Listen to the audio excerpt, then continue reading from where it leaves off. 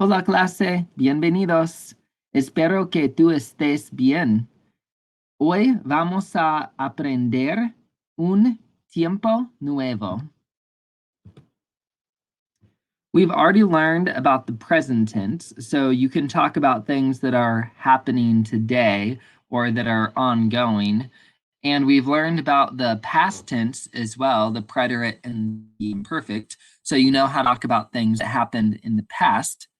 You have learned how to express things that you're going to do in the future, but we haven't actually learned the future tense. So that's what we're going to focus on today. And I think that you'll find it really useful to be able to use the future tense in your conversations.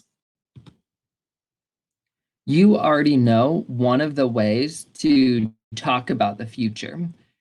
You have used ir plus a plus an infinitive to talk about things that you're going to do in the future. So here are some of the sentences that you might be familiar with.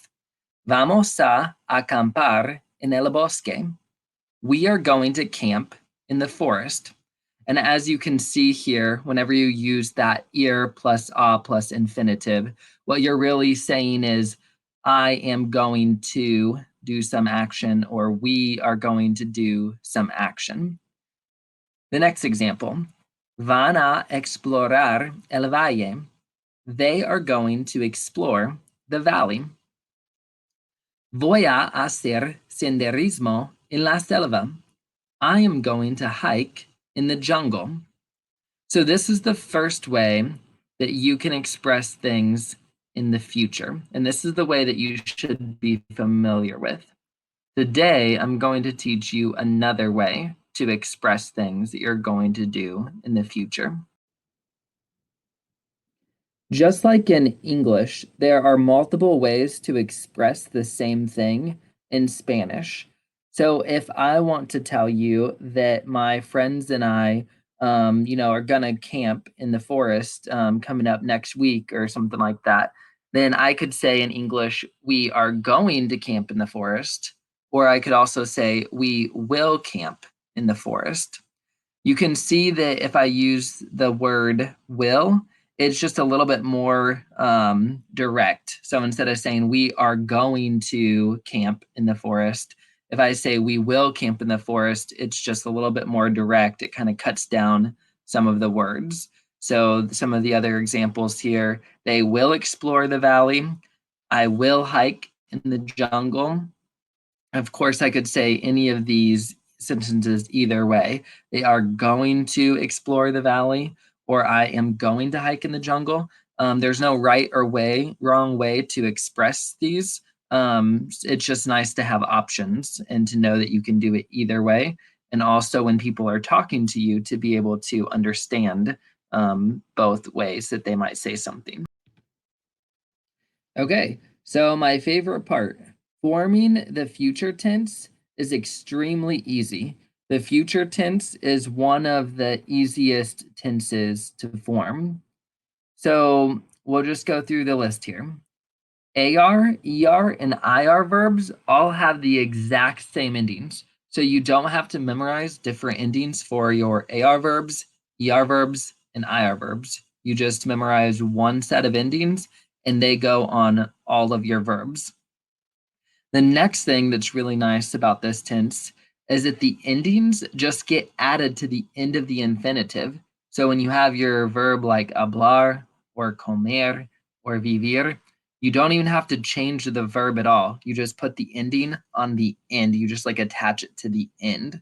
So you're going to see in the next slide how easy that really is. The other good news is there are absolutely no stem changers in the future tense. So you don't need to worry about stem changers.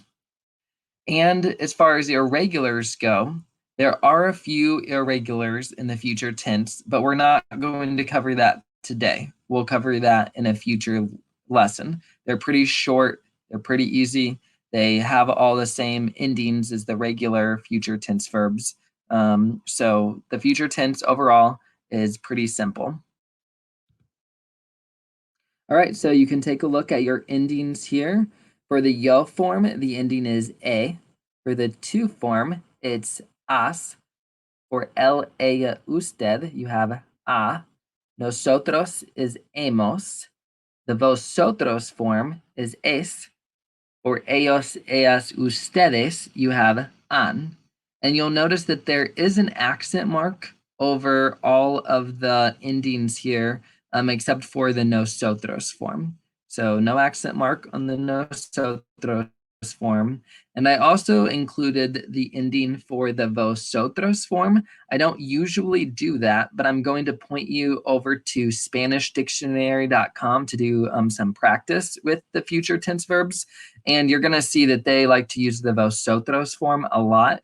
And so I just want you to know what that form is so that you'll be able to practice those activities, even though we don't use the vosotros form a lot in most of our lessons. And here you can see really just how beautiful this tense looks with all of the endings on your AR, ER, and IR verbs. They're all identical. So again, it just makes learning this tense really easy to learn and then really easy to use when you're talking. Hablar, you have hablaré, hablarás, hablará, hablaremos, hablaréis, hablarán. Comer, comeré, comerás, comerá, comeremos, comeréis, comerán. Vivir, viviré, vivirás, vivirá, viviremos, viviréis, vivirán. And you can see that you just take the infinitive, so hablar, and then you just put the endings on the end. So you don't need to drop the AR. You don't need to do anything at all to the infinitive. You just put the ending on the very end. So it just makes this tense look really clean and simple. And here's just some quick ejemplos for you guys so that you can see the future tense being used. The first example here, ellos comerán en el bosque. So that would be translated as they will eat in the forest.